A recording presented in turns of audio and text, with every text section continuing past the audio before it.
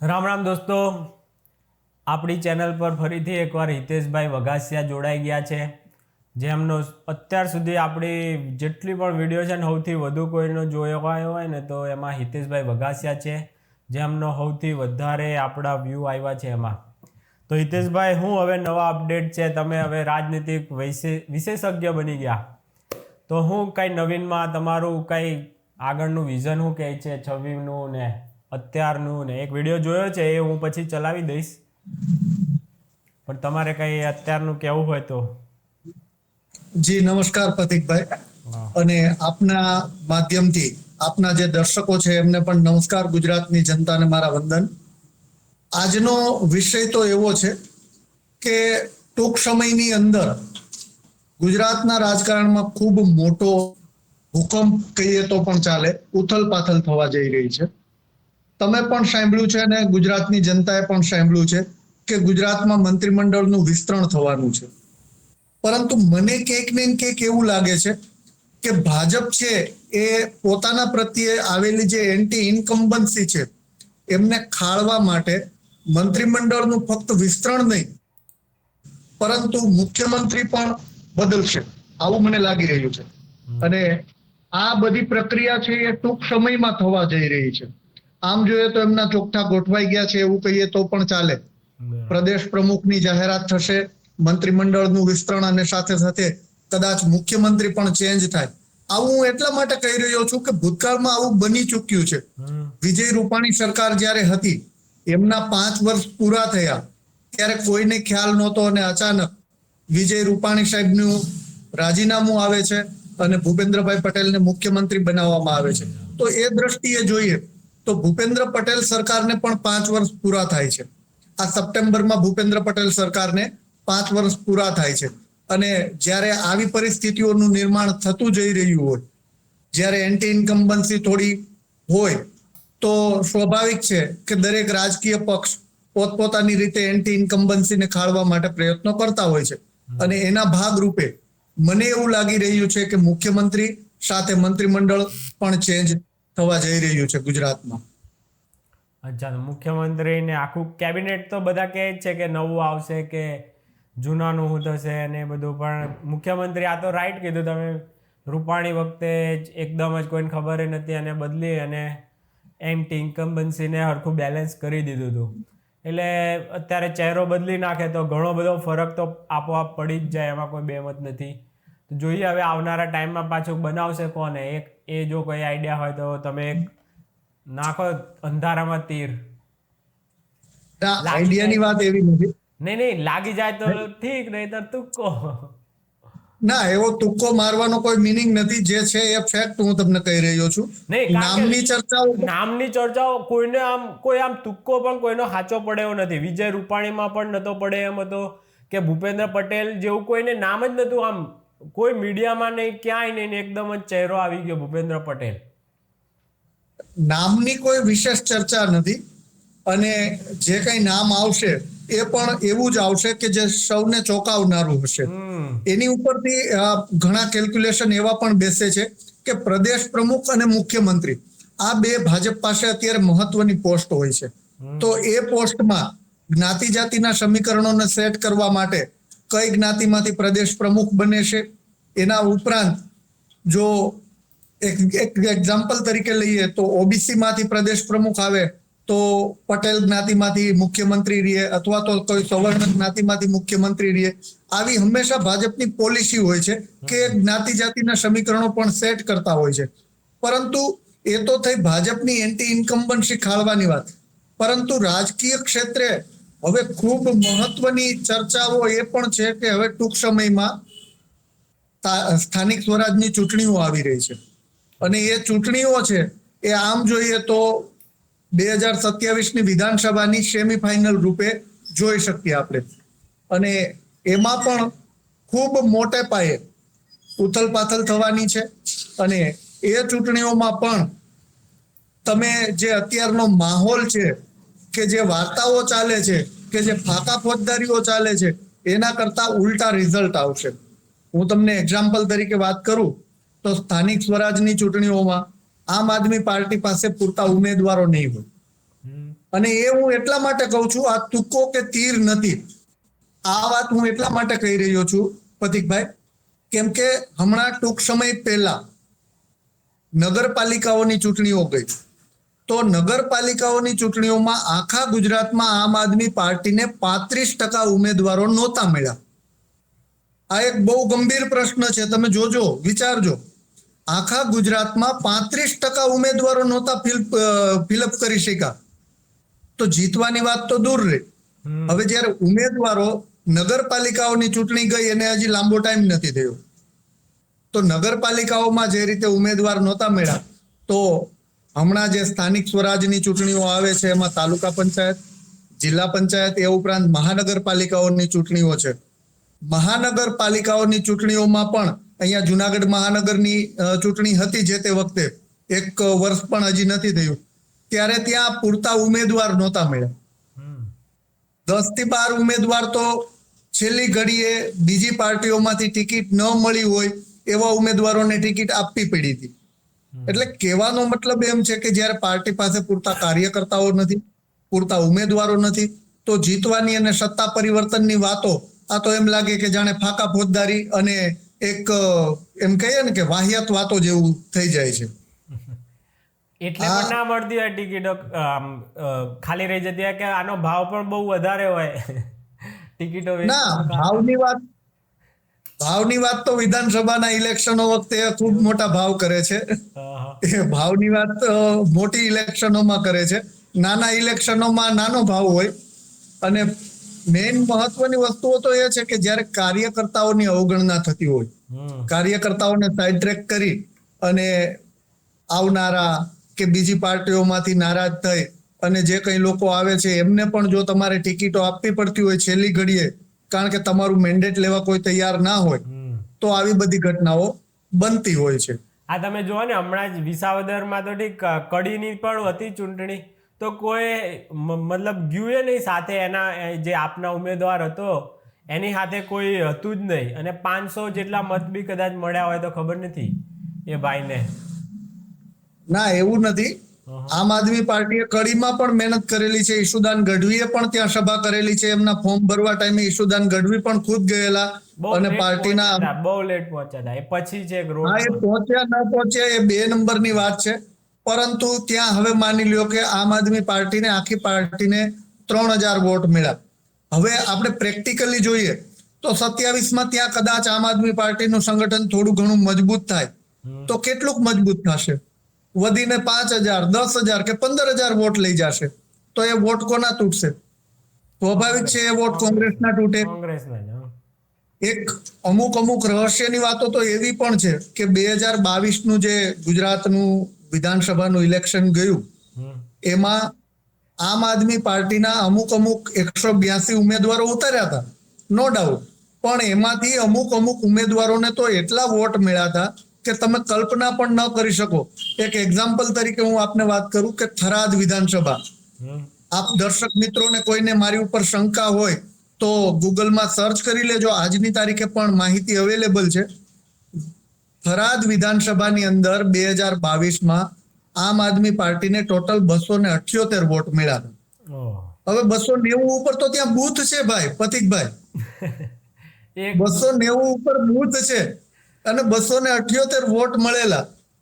તો આવી તો ઘણી વિધાનસભાઓ છે, ખાલી એક થરાદનું તો મેં એક્ઝામ્પલ આપ્યું. તો હવે હું આગળની પણ 27ની પણ એવી વિશ્લેષણ કરી અને માહિતી આપું છું કે 27માં પણ ગુજરાતની અંદર ભાજપની સરકાર સ્પષ્ટ બહુમતી સાથે બને છે. હવે કઈ રીતે બને છે એ થોડું સમજવા જેવું છે કે તમે જોયું હશે કે 2022ની અંદર આમ આદમી પાર્ટી લડી અને 13% આસપાસ વોટ મળ્યા. તો એમાં તમે જુઓ, ભાજપના વોટ છે એ એમના અકબંધ છે, એમાં કઈ ફરક નથી પડેલો. આ જે વોટ બેંક છે એ કોંગ્રેસના અથવા તો જે નારાજ વ્યક્તિઓ છે એમના વોટનું આમ આદમી પાર્ટીમાં રૂપાંતર થયું હતું. હા, જે રીતે અમુક લોકો વાત કરે છે કે ભાઈ વિસાવદરમાં કોંગ્રેસ અને આમ આદમી પાર્ટી બે નોખા લડ્યા, અલગ લડ્યા, તો પણ ત્યાં આમ આદમી પાર્ટી જીતી. પણ આવી તો 1-2 કે આખા ગુજરાતમાં વધીને 3 સીટો છે. અને અહીંયા પણ તમે જુઓ વોટમાં કઈ ફરક નથી પડ્યો. તમે છેલ્લે 2012 થી લઈને આજની 25 સુધીની મતની ગણતરી જોઈ લેજો. ભાજપના જે 58,000 ની આસપાસ વોટ છે એ એમને નકબંધ છે. બરાબર. એન્ટી ઇન્કમ્બન્સીના એટલે કે વિસાવદર વિધાનસભામાં જે 80 થી 83,000 મતો જે છે એ ભાજપ વિરોધી મતો છે. અને અહીંયા પહેલા પણ કોંગ્રેસ જીતતી આવતી હતી. તો એ મતો ડાયરેક્ટલી આમ આદમી પાર્ટીમાં ડાયવર્ટ થયા છે.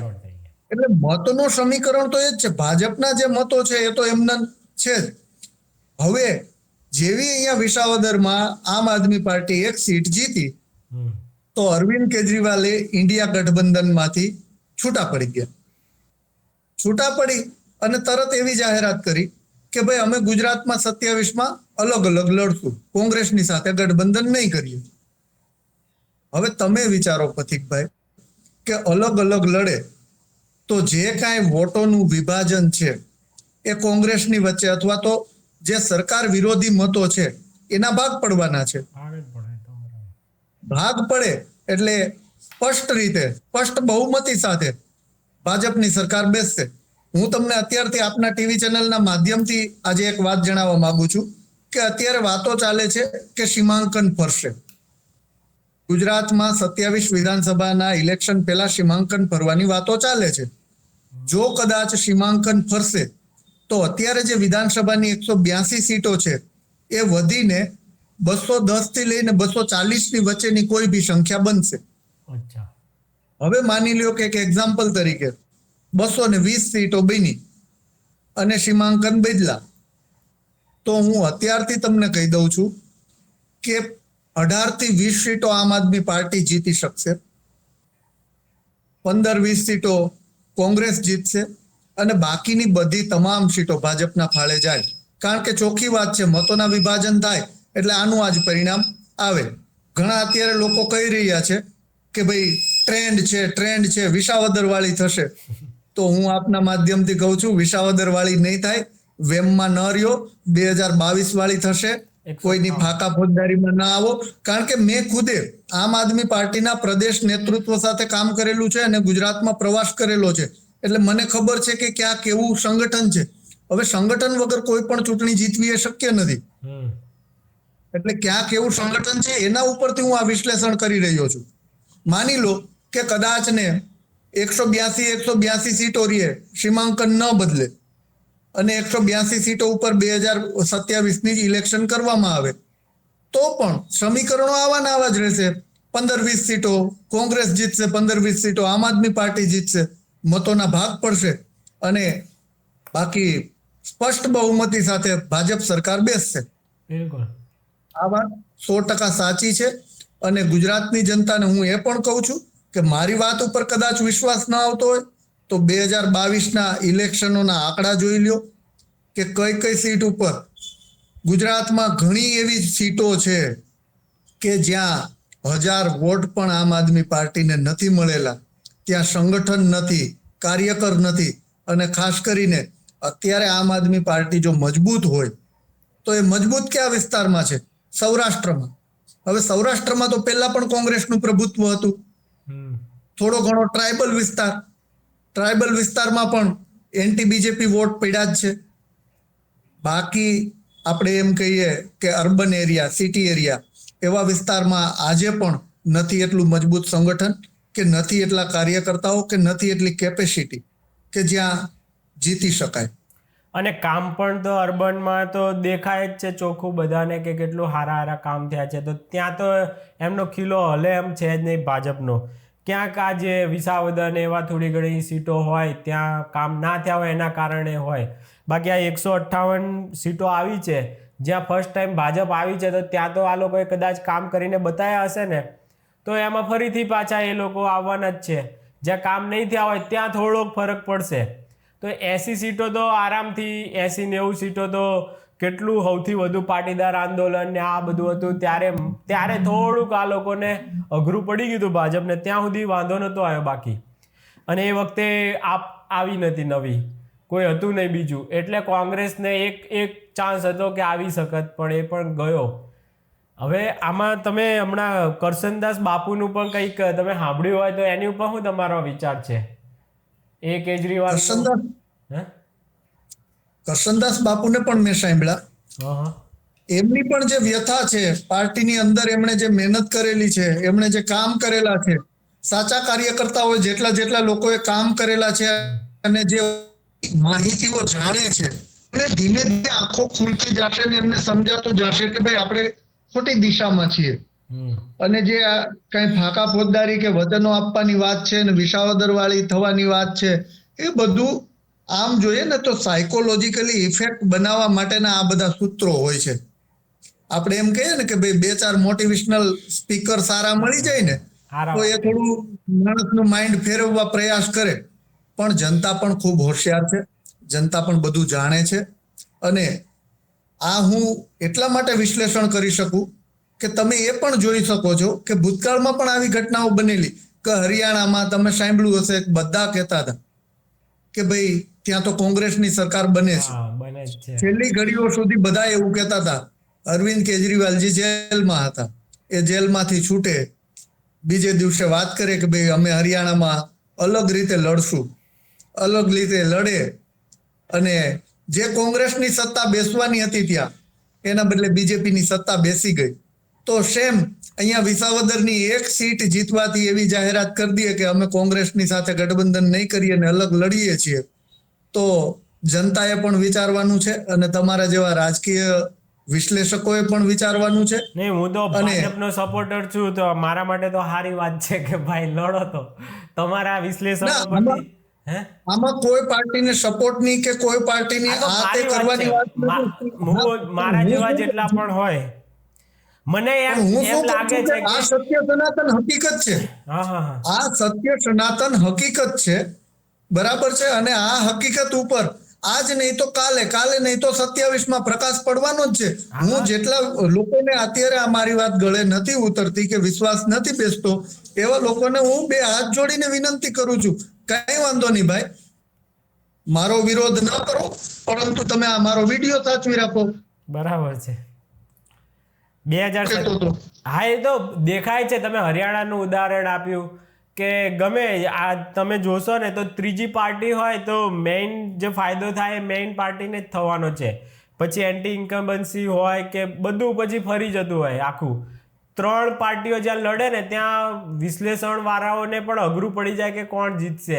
પરંતુ હું એમ કહું છું કે જે લોકોને કઈ પ્રશ્ન છે કે જે કામ કરવાની વાત છે કે કામ નથી થતા એની વાત છે, પરંતુ જ્યારે મત આપવાની વાત આવે ત્યારે સૌથી પહેલું માણસ એ વિચારે કે સરકાર કોની બને છે, ગવર્મેન્ટ કોની બનવાની છે. બરાબર છે. આપણે કોને વોટ આપવાથી આપણું કામ થશે, કયો માણસ આપણી સાથે રાત્રે પણ ઊભો છે, તો આવું બધું માણસો વિચારતા હોય છે. અને ત્યાર પછી આપણે એમ કહીએ ને કે ભાઈ વોટ બેંક તો દરેક પક્ષની અમુક પર્સન્ટેજ ફિક્સ જ હોય છે, પરંતુ જે સ્વિંગ વોટર્સ હોય છે એમની ઉપર આખો ઇલેક્શનનો આધાર હોય છે. પરંતુ આ 27ની ચૂંટણીઓમાં આવું કંઈ થશે નહીં, કારણ કે ચોખ્ખી રીતે વાત કરીએ તો જે મતોના વિભાજન છે એ વિભાજન એવી જ રીતે રહેવાના છે. અને ફરીથી આપના માધ્યમથી કહું છું કે સ્પષ્ટ બહુમતી સાથે ભાજપની સરકાર 27માં બેસશે. એમાં તો ડાઉટ નથી જ, કારણ કે આ લોકો કોંગ્રેસ હોય કે કોઈ રાજ્યમાં એ લોકોએ સારું કામ કર્યું હોય, કોંગ્રેસને કરી બતાવ્યું હોય કે પછી આમ આદમી પાર્ટીએ કરી બતાવ્યું હોય તો આમ કંઈ દાખલો બેસે. જ્યારે તમે જો દિલ્હીમાંથી 10 વર્ષમાં શું કામ કાઢવું પડે એ લોકોને. પછી આ ખુદ કોંગ્રેસ છે, પંજાબમાં હતી જ ગઈ સરકાર કોંગ્રેસની જ હતી, તો એને શું કામ બદલીને આમ આદમી પાર્ટી લાવ્યા હશે ત્યાંના લોકો? કંઈક તો લોચા હશે ને. પછી મહારાષ્ટ્રમાં બને એમ હતું છતાં પણ ત્યાં ના બની શકી. ખાલી કઈ જગ્યાએ છે? કર્ણાટકમાં છે અને તેલંગાના, બે છે કોંગ્રેસની. એના સિવાય ક્યાંય છે એનું કોંગ્રેસનું રાજ? ના, એ વસ્તુ તો અલગ અને સ્વાભાવિક છે. એને તો એમ દેખાવું તો જોઈએ ને ક્યાંક એમણે કોઈક મોડલ, આપણે કેમ ગુજરાત મોડલ આમ કહી શકીએ, એ લોકો કોંગ્રેસનું કોઈ એવો નેતૃત્વ પણ જુઓ ને તમે કોંગ્રેસમાં. જિગ્નેશ મેવાણી એ પણ કંઈ આ ગોપાલની એક બીજી જ કોપી છે, સેમ ટુ સેમ જ.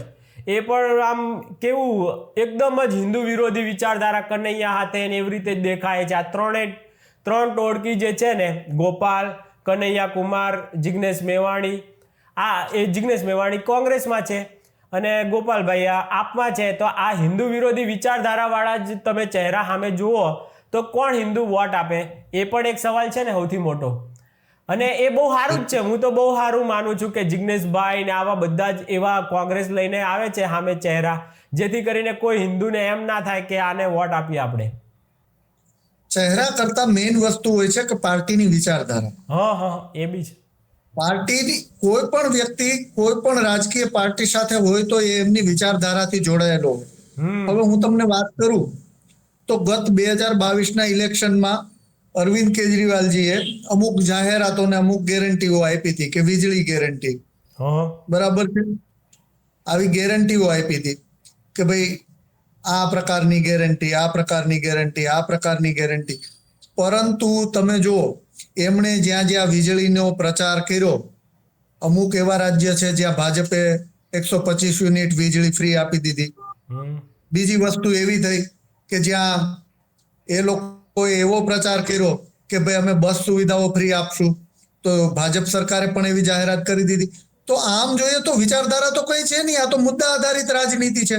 અને મુદ્દા આધારિત રાજનીતિ જ્યારે બીજા પક્ષો તમારા મુદ્દા લઈ લેશે તો તમારી પાસે મુદ્દો શું વધશે? મુદ્દો જ પૂરો થઈ જાય છે.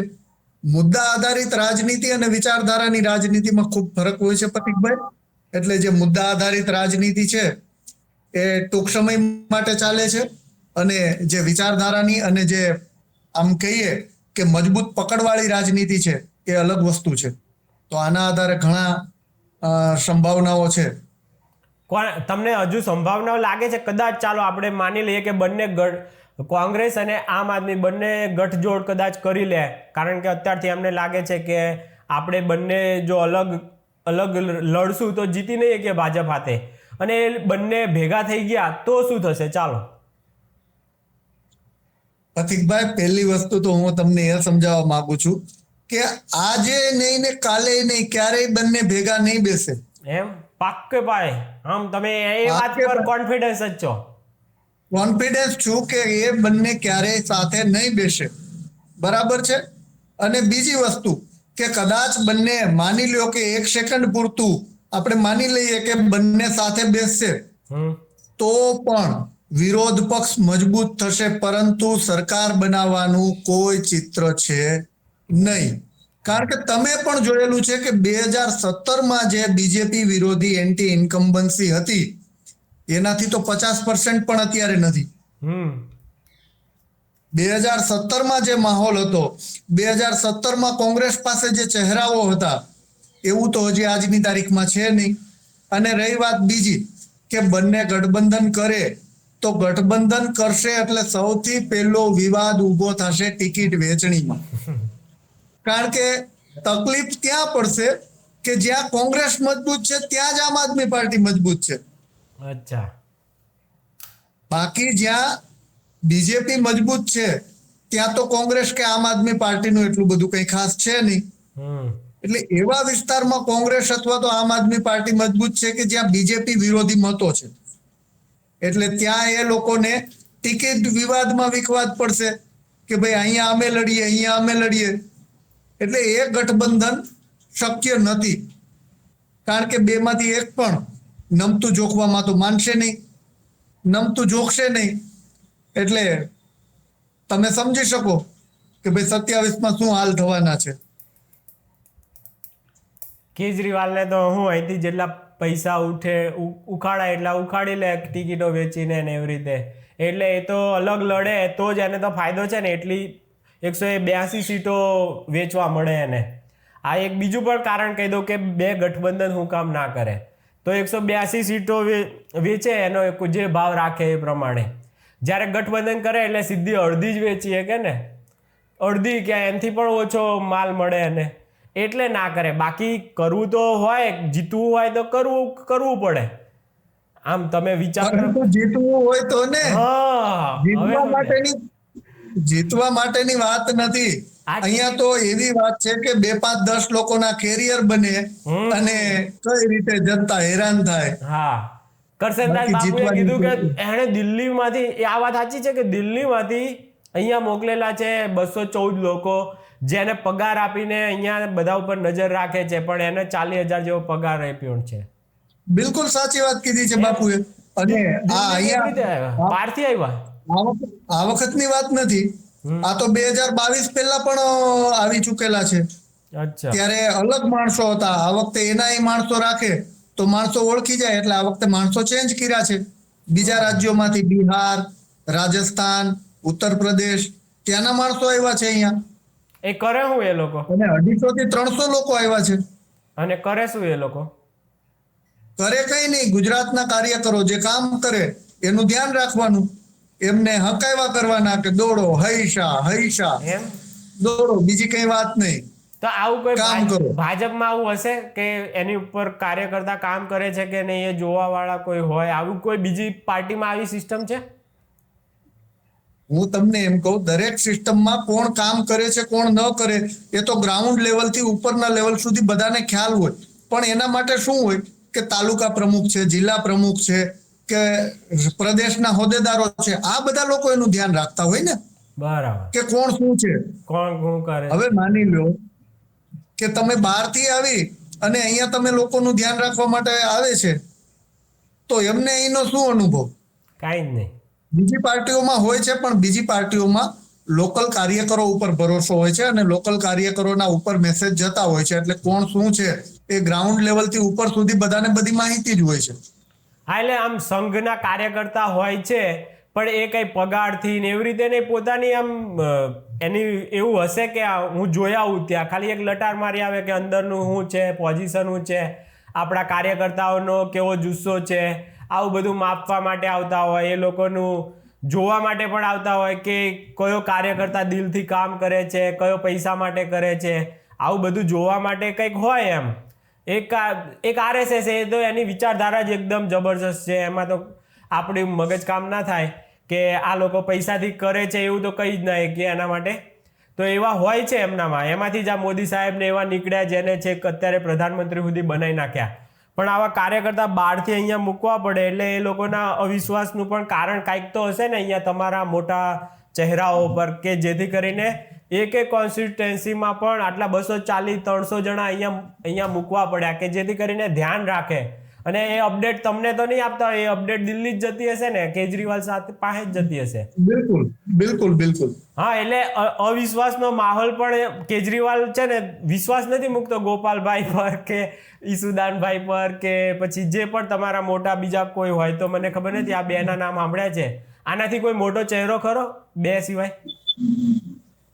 અત્યારે પ્રભારી તરીકે ગોપાલ રાયજી જે દિલ્હીમાં મિનિસ્ટર હતા. હા, એ તો ત્યાં હતા. બરાબર છે. એમની સાથે બીજા બે દુર્ગેશ પાઠક સર અને ગુલાબસિંહ યાદવ, જે બંને પણ દિલ્હીમાં એમએલએ હતા, એમને પણ અહીંયા ગુજરાતનું ધ્યાન રાખવા માટે, એટલે નવરા થયા એટલે ગતિવિધિઓના રિપોર્ટિંગ કરવા માટે એમને પણ અહીંયા સહપ્રભારી તરીકે મૂકેલા છે. એમ નહીં, આ તો ગુજરાતનો જ કોઈ એવો ચહેરો છે કોઈ આમ ત્રીજો કે જે આમ ભવિષ્યમાં કંઈક કાઠું કાઢી શકે એવો તમને કોઈ લાગતો હોય તો કહો. આમ આદમીમાં બે તો આ ખબર છે, ઈસુદાન ને ગોપાલ. ઘણા ચહેરાઓ હતા, પરંતુ પાર્ટીમાં ટકવા દેવામાં નથી આવતા. શા માટે? કારણ કે ઊંચા થઈ જાય. માની લો તમને એક્ઝામ્પલ આપું, આની પહેલા પણ મેં આપેલું કે ભાઈ મહેશભાઈ સવાણી, તો સોલિડ ચહેરો હતા, જબરજસ્ત. ઇન્દ્રનીલભાઈ રાજ્યગુરુ, સોલિડ રાજકોટનું. જગમાલભાઈ વાળા,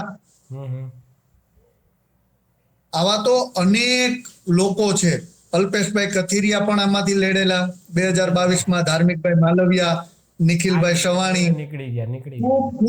ખૂબ ચહેરાઓ તો હતા, પરંતુ ક્યાંક ને ક્યાંક 2, 5, 10 લોકોની પોતાની કેરિયર બનાવવાની મહત્વકાંક્ષાઓ અને ઉપરના લેવલથી, પ્રદેશ લેવલથી અવગણનાઓના હિસાબે એ લોકોએ પાર્ટી છોડેલી છે અને આ સત્ય હકીકત છે. કરસનદાસ બાપુ પણ ઘણું મસ્ત મીડિયામાં એક ચહેરો બનતા જતા હતા, પણ એ અચાનક નીકળી ગયા એટલે આ પણ એક બહુ મોટો ઝટકો મને પણ લાગે. મેં કીધું આ એક હતા જે લેવલ આમ ઊંચું, અને આપણે એને માટે કહી ના કે આ હિન્દુ વિરોધી છે, પણ આવો ચહેરો પણ ના ટકી શક્યો આમાં. ઘણા ચહેરાઓ હતા. તમે વિચાર કરો ને કે 2022ની ઇલેક્શન પહેલા જે ગુજરાતમાં 8 સંગઠન મંત્રીઓ હતા, એ સંગઠન મંત્રીઓ અત્યારે ક્યાં? અચ્છા, ક્યાંય નહીં. એમ. બધા નિષ્ક્રિય થઈ ગયા છે, ઘરે બેઠા છે. શા માટે? કારણ કે એમણે જે વિચારધારા અને જે વાતથી પ્રભાવિત અને પ્રેરિત થઈને પાર્ટીઓ માટે મહેનત કરી હતી, અત્યારે પાર્ટી એ ટ્રેક ઉપર એમને દેખાતી નથી. કઈ નહીં, ચાલો, ખૂબ ખૂબ આભાર તમારો. તમે Thank you. ઘણું સારું વિશ્લેષણ આપ્યું અને અમને કઈ નવું જાણવા મળ્યું, એ બદલ ખૂબ ખૂબ આભાર. થેન્ક ફરીથી યુ એકવાર પ્રતિકભાઈ, હિતેશભાઈ ખૂબ ખૂબ આભાર વઘાસિયા. આપનો પણ. હા, ચાલો, અસ્તુ. ચાલો મળીએ. રામ રામ.